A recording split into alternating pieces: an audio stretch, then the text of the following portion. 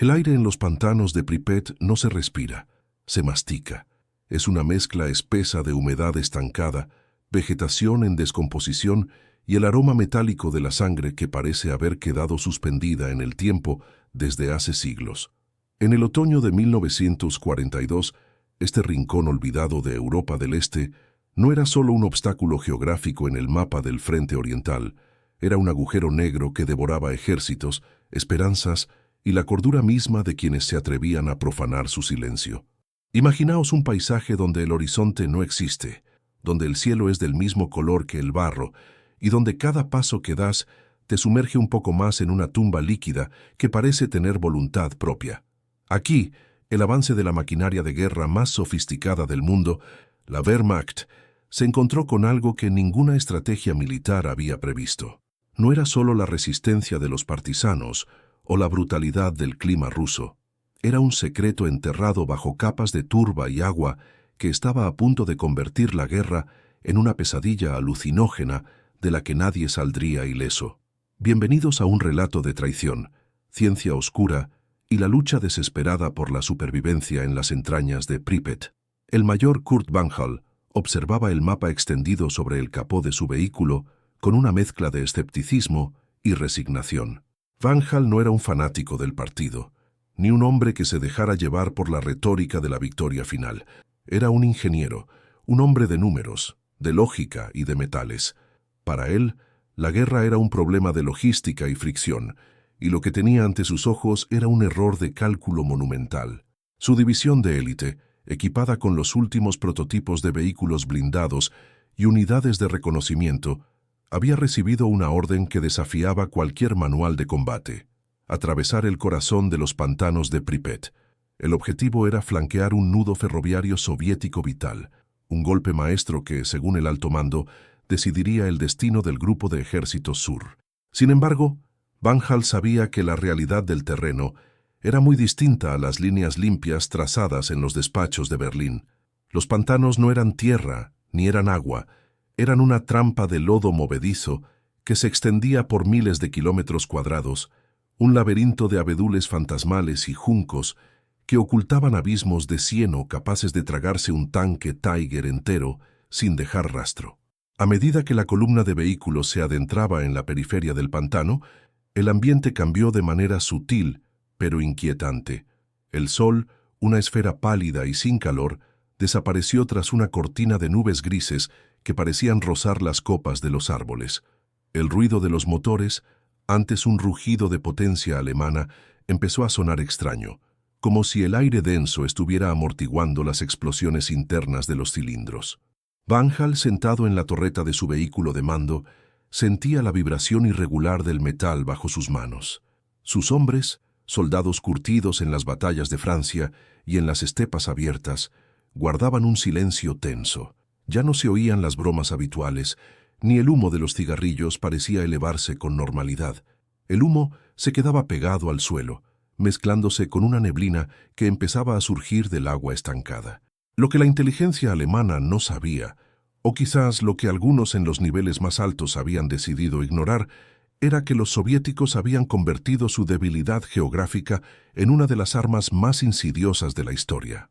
El proyecto Niebla Negra no era una leyenda urbana de los partisanos, sino una realidad científica desarrollada en laboratorios subterráneos más allá de los Urales. Los rusos habían descubierto que la turba de Pripet poseía propiedades químicas únicas. Al inyectar en el lodo un agente bioreactivo específico, habían logrado crear una sustancia que reaccionaba con el calor extremo. Cuando los motores de los tanques alemanes, que operaban a altas temperaturas para vencer la resistencia del barro, entraban en contacto con estas zonas preparadas, la reacción era inmediata. No era una explosión, sino una exhalación. Un vapor denso, de un color grisáceo casi negro, comenzaba a emanar del suelo, envolviendo a las tropas en una nube que no solo reducía la visibilidad a cero, sino que atacaba directamente el sistema nervioso y la integridad de las máquinas. El primer incidente ocurrió cuando la vanguardia de la división alcanzó el sector conocido como el Valle de los Abedules Negros. Un semioruga, que intentaba remolcar un camión de suministros atascado, Empezó a emitir un sonido chirriante, como si 1000 cuchillas estuvieran raspando su chasis. Van Hall bajó de su vehículo para investigar y lo que vio lo dejó paralizado. El metal de las orugas no se estaba rompiendo, se estaba disolviendo.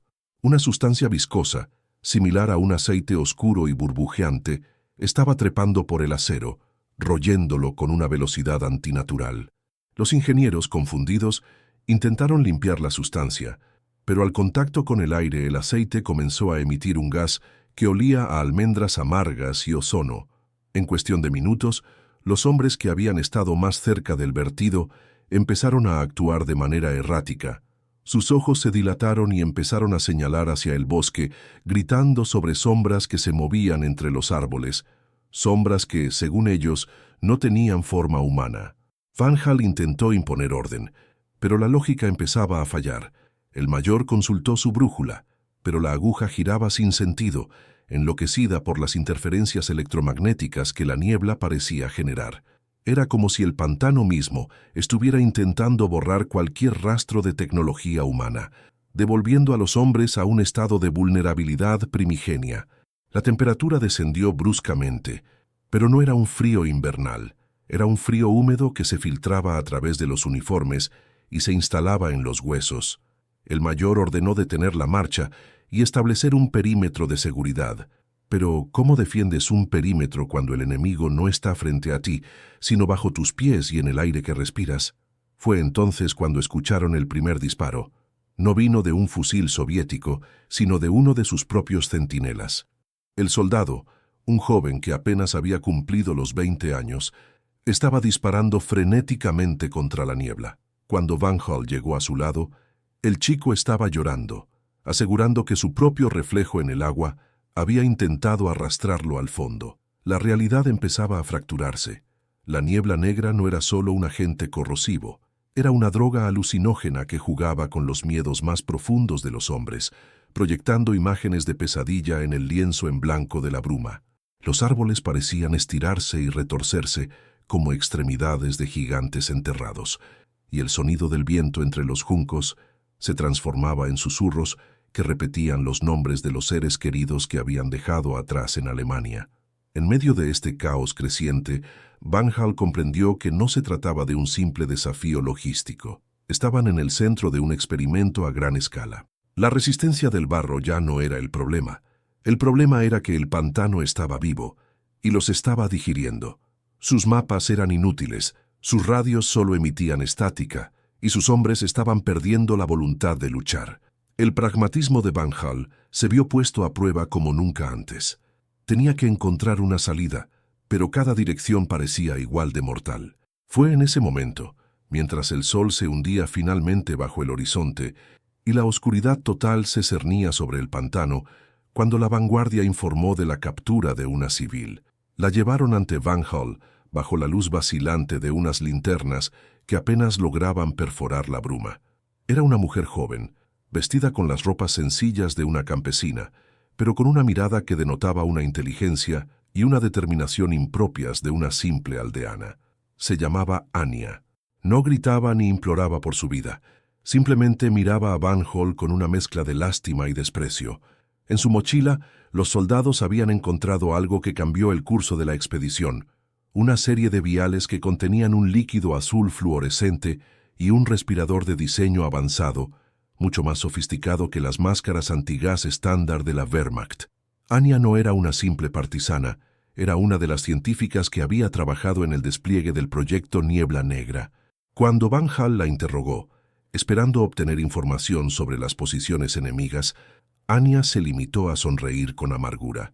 Le explicó que el antídoto que ella portaba era la única razón por la que todavía podía pensar con claridad en ese infierno verde. Pero lo que realmente golpeó a Van Hall no fue la existencia del arma química rusa, sino la revelación que Anya soltó con una frialdad cortante. Ella le dijo que el mando alemán no era ignorante de lo que ocurría en Pripet. Al contrario, habían enviado a la división de Van Hall precisamente porque sabían que el área era el campo de pruebas de los rusos. Querían ver cuánto tiempo podían resistir sus nuevos blindados y sus máscaras bajo condiciones de guerra química real. Eran conejillos de indias con uniformes de gala, sacrificados en el altar de la curiosidad científica militar de sus propios líderes. Van Hall sintió un vacío en el estómago que no tenía nada que ver con el hambre. La lealtad que había sentido hacia su bandera, hacia su deber como oficial, se tambaleó ante la sospecha de haber sido traicionado por aquellos a quienes servía.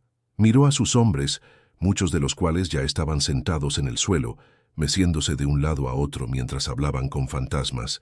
El mayor miró de nuevo a Anya. Ella era su enemiga, una mujer que había ayudado a crear el horror que los rodeaba, pero en ese momento era la única que poseía la llave para salir con vida del laberinto líquido. El aire se volvió aún más denso y un olor a quemado empezó a filtrarse a través de la niebla. El gas bioreactivo no solo era alucinógeno y corrosivo, también era altamente inflamable bajo ciertas condiciones de presión. A lo lejos, un resplandor anaranjado comenzó a iluminar la bruma. Uno de los tanques, cuya estructura se había debilitado por la corrosión, había sufrido una fuga de combustible que, al mezclarse con la niebla, había provocado una combustión espontánea. Pero no era un fuego normal. Las llamas eran de un color violeta extraño y se movían sobre la superficie del agua, como si el líquido mismo estuviera ardiendo. El pantano estaba despertando, y su aliento era de fuego y locura. Van Hall sabía que el tiempo de la lógica militar había terminado. Ahora comenzaba la lucha por la humanidad en el lugar más inhumano de la Tierra. La expedición no era ya una misión de conquista, sino una huida desesperada a través de un infierno que ellos mismos, con su arrogancia tecnológica, habían ayudado a desatar. El resplandor violeta que ahora bailaba sobre la superficie del agua no traía calor, sino una sensación de irrealidad que entumecía los sentidos. No era el fuego purificador que un soldado espera encontrar en el campo de batalla. Era una combustión química, fría y hambrienta, que parecía alimentarse de la propia humedad del ambiente. El mayor Kurt Van Hall observaba cómo uno de sus blindados ligeros, una joya de la ingeniería alemana que debería haber cruzado las estepas con la gracia de un depredador, se convertía en una masa informe de metal retorcido. El acero no se fundía, se deshacía en escamas negras que caían al agua con un siseo metálico, como si el vehículo estuviera siendo devorado por millones de termitas invisibles. Los hombres, aterrorizados, se alejaban del fuego, pero no había refugio seguro. La niebla, ahora más densa y cargada con ese penetrante olor a almendras y descomposición, se cerraba sobre ellos como un sudario. Van Hall sentía que el suelo bajo sus botas perdía consistencia. No era solo el lodo, era la sensación de que las leyes de la física que habían gobernado su vida como ingeniero se estaban desmoronando. En su mente, los engranajes de la lógica intentaban desesperadamente encontrar una explicación, pero cada teoría era más aterradora que la anterior. Miró a sus soldados, aquellos hombres que habían marchado con paso firme por las avenidas de Varsovia y París, ahora eran sombras errantes. Algunos se cubrían el rostro con sus máscaras antigás, pero las máscaras no estaban diseñadas para este agente químico. El caucho de las mangueras empezaba a agrietarse y a volverse pegajoso, fundiéndose con la piel de los rostros de los soldados en una unión grotesca de carne y polímero. Los gritos de agonía eran apagados por la bruma, transformándose en ecos distorsionados que parecían venir de todas partes y de ninguna. En medio de este escenario dantesco, la figura de Standartenführer Schultz, el oficial de las SS asignado a la expedición como observador político, se mantenía extrañamente impasible. Mientras Van Hall luchaba por salvar lo que quedaba de su mando, Schultz permanecía de pie junto a un árbol de abedul cuya corteza blanca parecía sangrar un líquido oscuro. Sus ojos, gélidos y carentes de cualquier rastro de empatía, no se apartaban de la prisionera rusa. Anya, sentada sobre una caja de municiones, observaba el caos con una calma que a Van Hall le resultaba insultante. Ella sabía algo que ellos ignoraban, algo que iba más allá de la simple composición química de la niebla negra. Van Hall se acercó a ella, apartando a un soldado que deliraba sobre serpientes de cristal que le subían por las piernas. El mayor se arrodilló frente a la mujer, ignorando por un momento la presencia amenazante de Schultz. Su voz, antes autoritaria, sonaba ahora quebrada, cargada con el peso de la responsabilidad de cientos de vidas que se le escapaban entre los dedos. Le preguntó qué era aquello, por qué el metal lloraba y por qué sus hombres veían cosas que no existían. Anya lo miró fijamente, y por primera vez hubo un destello de algo parecido a la compasión en sus ojos, pero era una compasión teñida de fatalismo. Le explicó que el proyecto no era solo un arma defensiva, sino un sistema simbiótico. Los soviéticos habían cultivado un hongo en la turba que, al ser alimentado con los productos químicos adecuados, reaccionaba al magnetismo de los grandes motores y a las aleaciones específicas de cromo y níquel que Alemania usaba en su armamento. El pantano no estaba atacando a los hombres por su ideología, sino que estaba reaccionando a la intrusión de metales pesados en un ecosistema que los rusos habían convertido en un organismo hostil. Van Hall sintió una náusea profunda. Pensó en su familia en Berlín, en su esposa que le escribía cartas hablando de los jardines de Tiergarten, y se preguntó si ella podría siquiera imaginar que su marido estaba muriendo en un lugar donde la naturaleza había sido convertida en un verdugo científico. ¿Es esto lo que hemos traído al mundo?, se preguntó. Como ingeniero, siempre había creído que la tecnología era el camino hacia el progreso, hacia un orden superior. Pero aquí, en el corazón de Pripet, la tecnología era la que los estaba condenando. Sus máquinas, sus orgullosas máquinas, eran los imanes que atraían la muerte. Cada vez que encendían un motor para intentar salir del lodo, la niebla se volvía más espesa, el fuego más intenso y la corrosión más rápida. Estaban atrapados en un círculo vicioso donde el intento de salvarse solo aceleraba su destrucción. Schultz intervino entonces, su voz cortando el aire como un látigo. Ordenó a Van Hall que dejara de interrogar a la subhumana y que procediera con el plan original, avanzar hacia el nudo ferroviario. Para Schultz, los hombres que morían y los tanques que se disolvían eran sacrificios aceptables en el altar de la voluntad del Führer. Fue en ese momento cuando Van Hall vio la mano de Schultz deslizarse hacia su funda de cuero. No era para protegerse de los rusos, sino para asegurar la obediencia. El mayor comprendió con una claridad aterradora que el enemigo no solo estaba en la niebla o en las líneas soviéticas, sino que estaba allí mismo, respirando el mismo aire contaminado. La tensión interna estalló cuando un joven cabo, un muchacho que Van Hall conocía desde el entrenamiento en Prusia, cayó de rodillas a pocos metros de ellos. El chico se arrancó la máscara antigás, revelando un rostro donde el plástico se había fundido con las mejillas. Gritaba que el cielo se estaba cayendo, que las estrellas eran agujas de fuego. Antes de que Van Hall pudiera reaccionar, Schultz desenfundó su Luger y con una frialdad mecánica le disparó al cabo en la nuca. El cuerpo cayó al agua con un chapoteo sordo, y la sangre, al mezclarse con el lodo reactivo, empezó a emitir un pequeño rastro de vapor violeta. Schultz guardó el arma y miró a Van Hall, desafiándolo a decir algo. El silencio que siguió fue más pesado que el estallido del disparo. Van Hall se dio cuenta de que no solo luchaba contra un pantano asesino y una traición del alto mando, sino contra una ideología que prefería ver a sus propios hombres convertidos en abono químico antes que admitir un fracaso técnico. Anya aprovechó el momento de estupor para susurrarle algo al oído a Van Hall. Le dijo que había una forma de neutralizar la reacción en un área pequeña, lo suficiente para que un grupo de hombres a pie pudiera cruzar hacia el terreno firme al este. Pero para ello, necesitaba acceso a los suministros médicos de la división, específicamente a las sales de plata que usaban para purificar el agua. El problema era que esos suministros estaban en el último camión de la columna, que ya empezaba a ser envuelto por el resplandor violeta. El mayor se enfrentaba a una decisión imposible.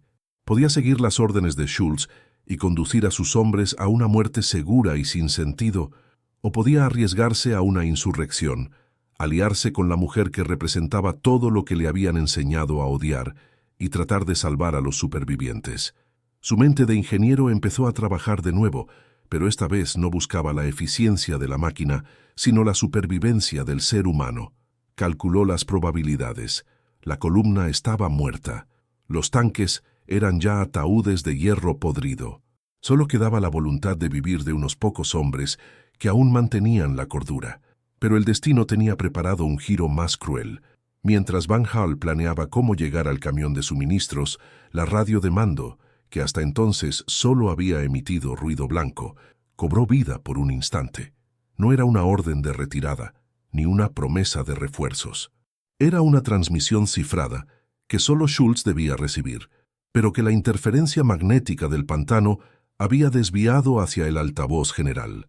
La voz al otro lado, distorsionada pero reconocible como un alto oficial del OKW, confirmaba que la Operación Pantano había cumplido su propósito. Habían recopilado datos suficientes sobre la efectividad del agente soviético. La orden final era clara: proceder a la limpieza del área. Ningún testigo debe cruzar de vuelta las líneas alemanas para evitar la propagación de la histeria sobre el arma enemiga.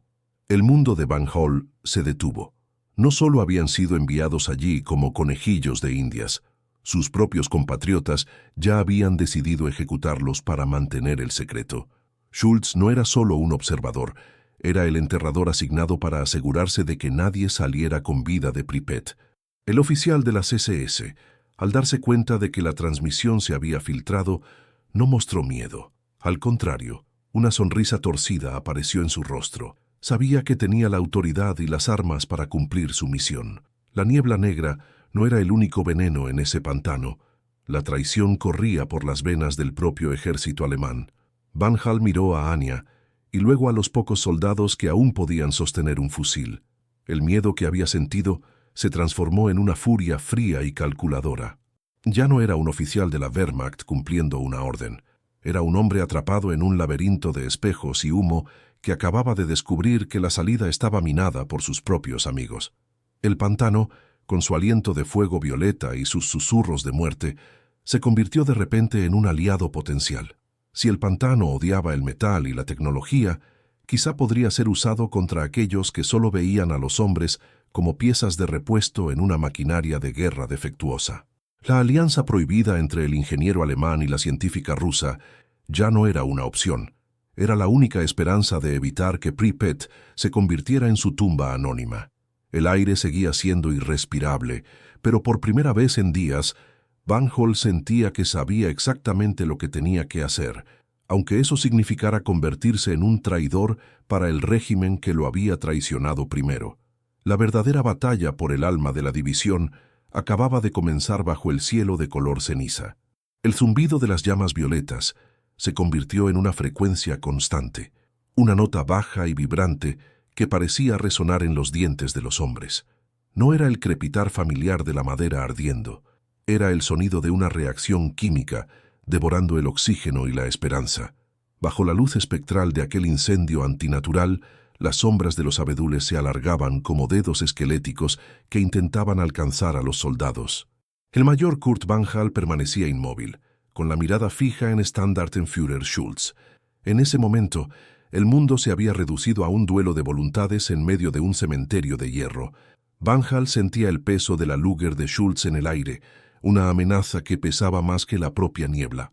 La traición del alto mando, confirmada por aquella transmisión errática, había actuado como un ácido más potente que el que disolvía sus tanques, corroyendo los últimos vestigios de su lealtad militar.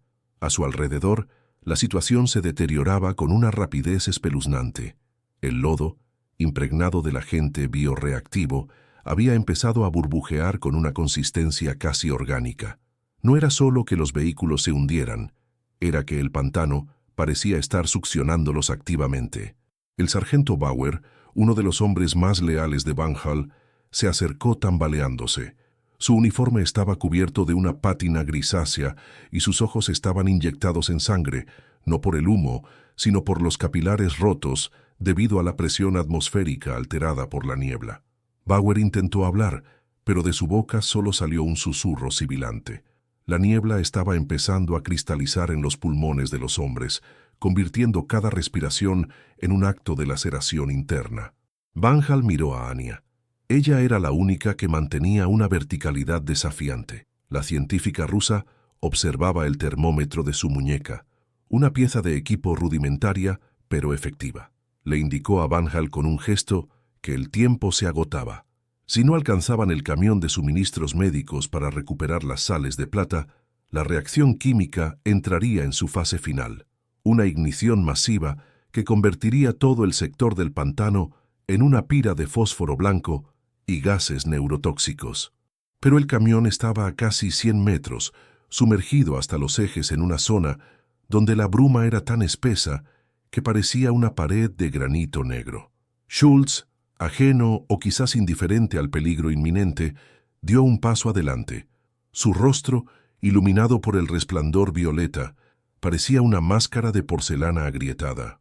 Para él, la muerte de la división era un trámite burocrático necesario para la pureza del Reich. Ordenó a los 2 suboficiales de las SS que lo acompañaban que apuntaran sus ametralladoras hacia Van Hall y los supervivientes.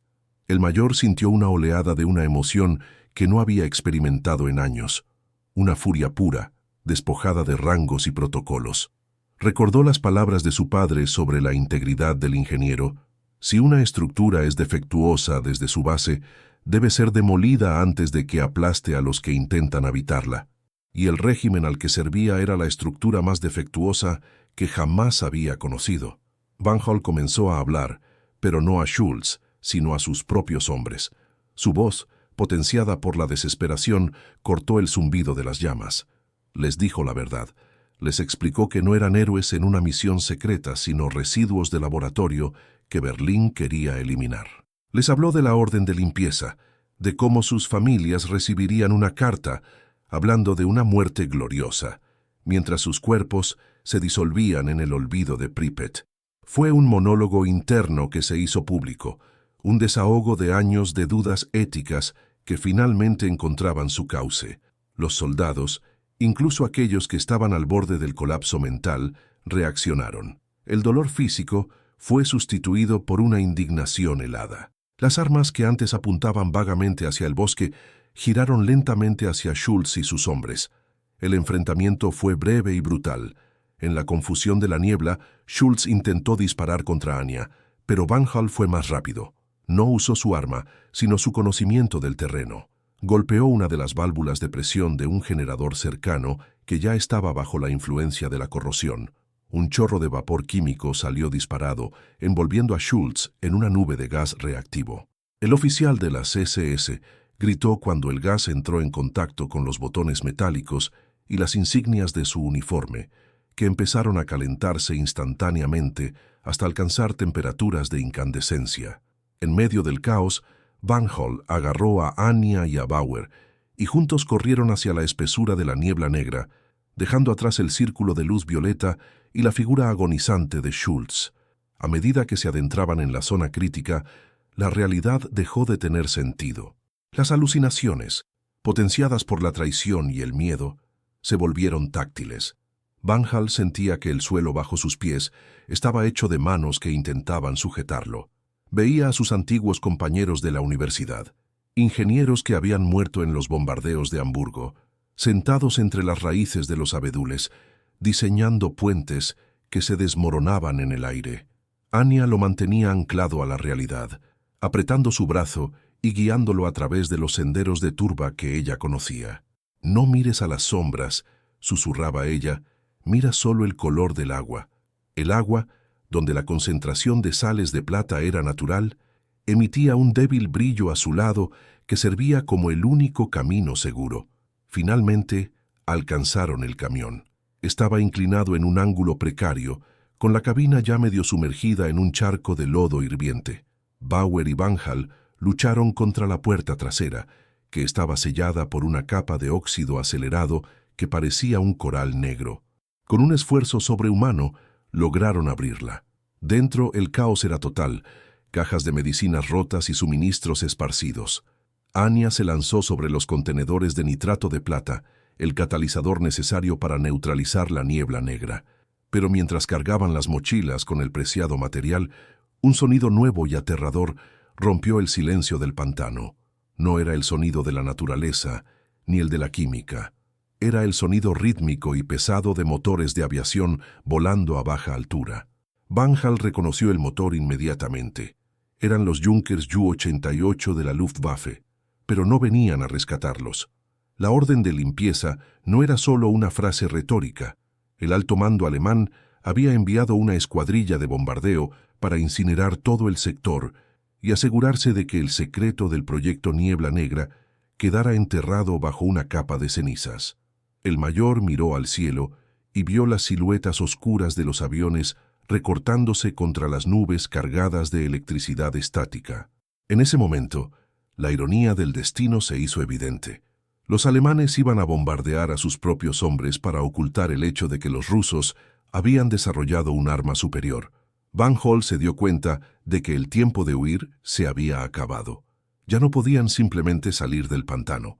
Tenían que encontrar una forma de sobrevivir a un bombardeo masivo en un terreno que era, esencialmente, un barril de pólvora químico. Anya, con las manos temblorosas pero precisas, empezó a mezclar las sales de plata con los restos de combustible del camión, creando una sustancia espesa que, según ella, generaría una pantalla protectora capaz de desviar el calor extremo de las bombas incendiarias.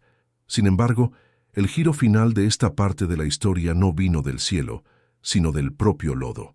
Mientras se preparaban para el impacto, una figura emergió de la niebla detrás del camión.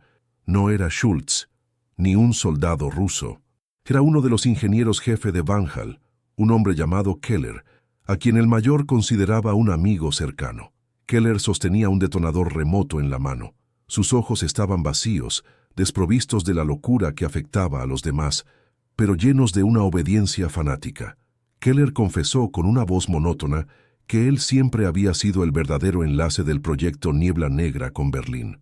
Su misión no era ayudar a Van Hall a cruzar el pantano, sino asegurarse de que la división llegara al punto exacto de máxima saturación química para que los resultados del experimento fueran óptimos. Keller reveló que el camión en el que se encontraban no era solo un depósito de medicinas.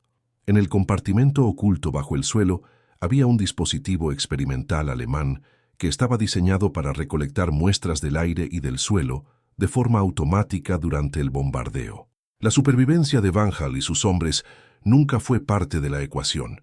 Keller estaba allí para activar el dispositivo y luego perecer con ellos, un mártir involuntario de la ciencia militar alemana. El mayor Van Hall sintió cómo el último pedazo de su mundo se fragmentaba. La traición era total, circular y absoluta. Estaba atrapado entre las bombas que caían del cielo, la niebla que devoraba sus pulmones y la traición de un hombre al que había confiado su vida. El primer silbido de las bombas cayendo rasgó el aire. La vibración era tan intensa que el barro empezó a saltar como si estuviera vivo. Van Hall miró a Anya, luego a la mochila con las sales de plata y finalmente a Keller.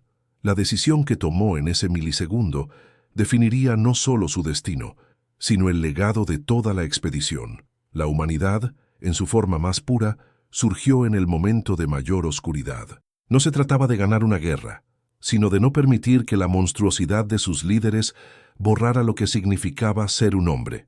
Mientras el horizonte se iluminaba con el primer estallido de las bombas de fósforo, Van Hall se lanzó no hacia la salida, sino hacia el corazón del peligro, decidido a convertir el arma de sus enemigos y la traición de sus amigos en el único escudo que podría salvar a los pocos que aún respiraban en aquel laberinto de muerte violeta.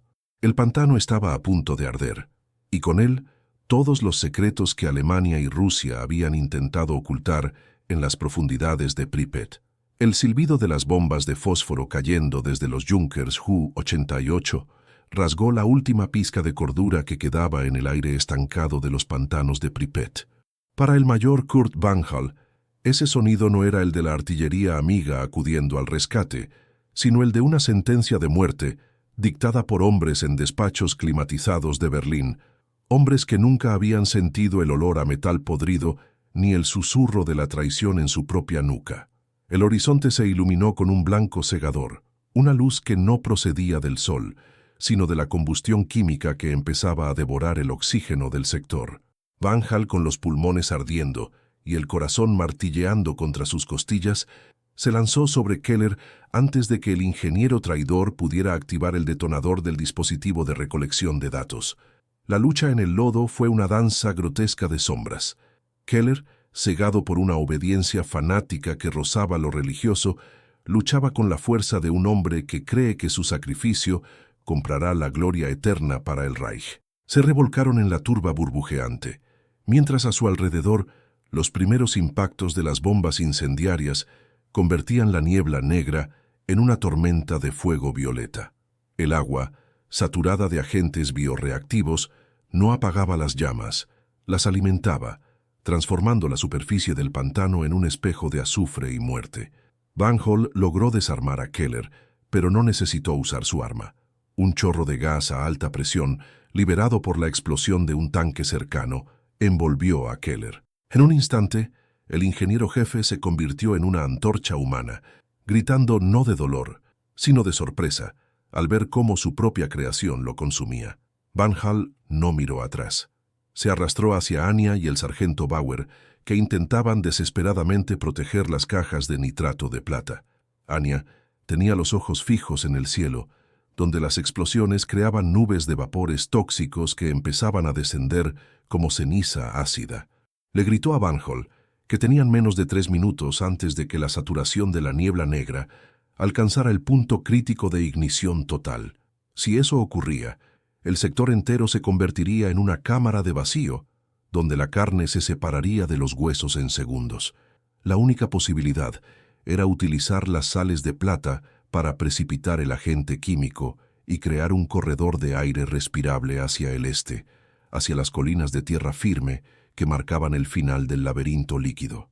Pero para dispersar las sales con la fuerza necesaria, necesitaban una explosión controlada, una que fuera lo suficientemente potente como para esparcir el polvo de plata, pero no tanto como para detonar la niebla circundante. Van Hall miró el último vehículo que aún funcionaba, un camión de comunicaciones cuya batería todavía emitía un débil zumbido. Con la precisión de un ingeniero que diseña su última obra maestra, conectó los cables del dispositivo de recolección de datos de Keller a los contenedores de nitrato de plata. Iba a usar la tecnología del enemigo para salvar lo poco que quedaba de su humanidad.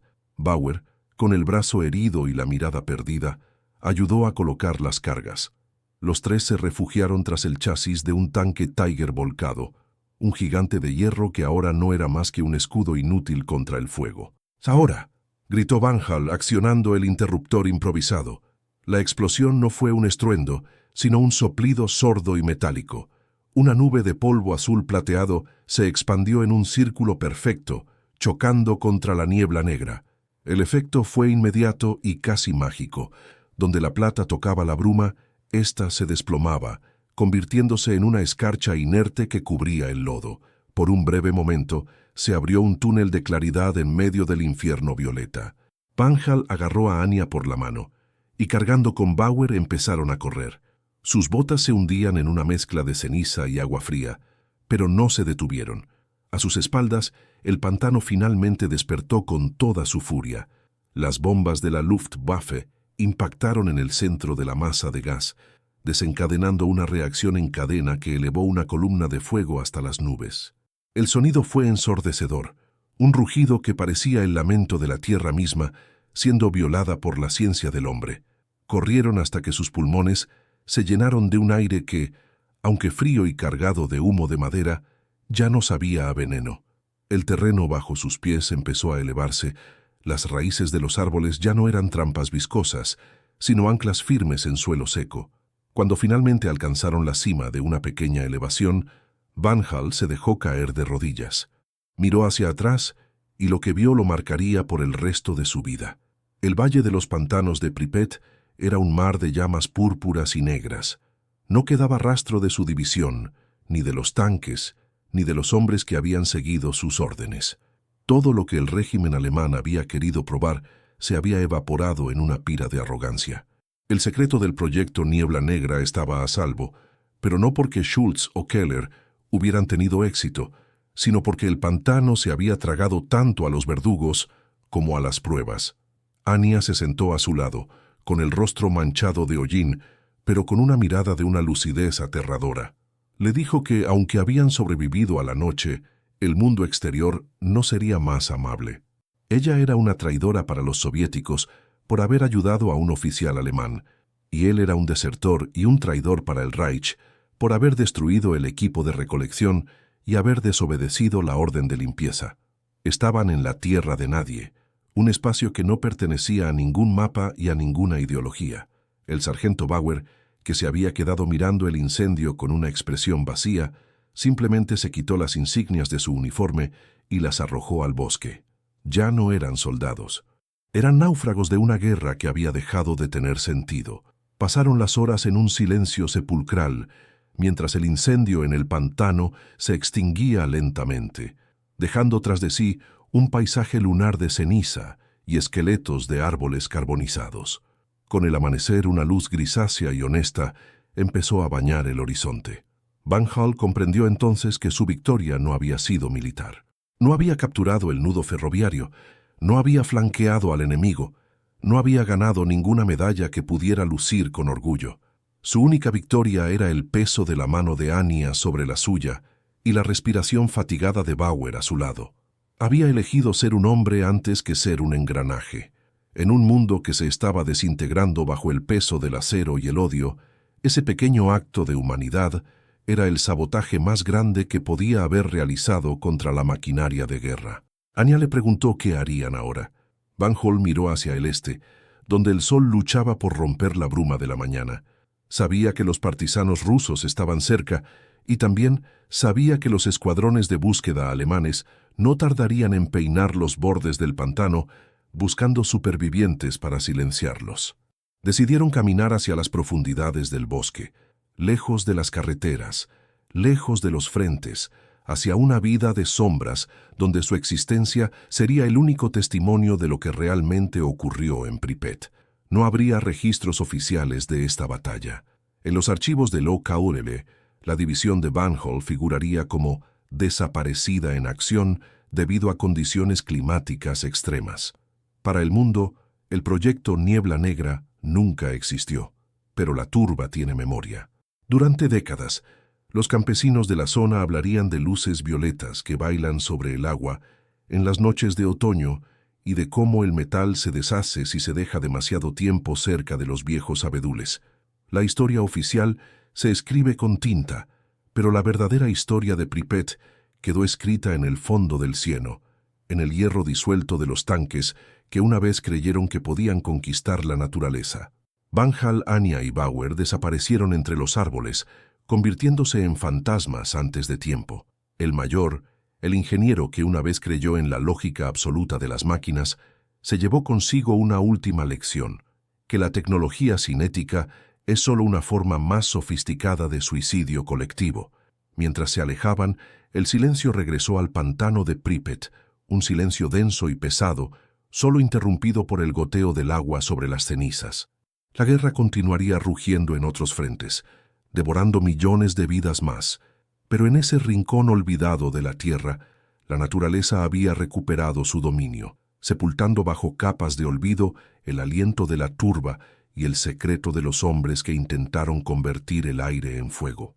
El sacrificio de Van Hall no cambió el curso de la Segunda Guerra Mundial, pero salvó algo mucho más frágil y valioso, la prueba de que, incluso en el corazón de la oscuridad más absoluta, el alma humana puede negarse a ser consumida por la niebla.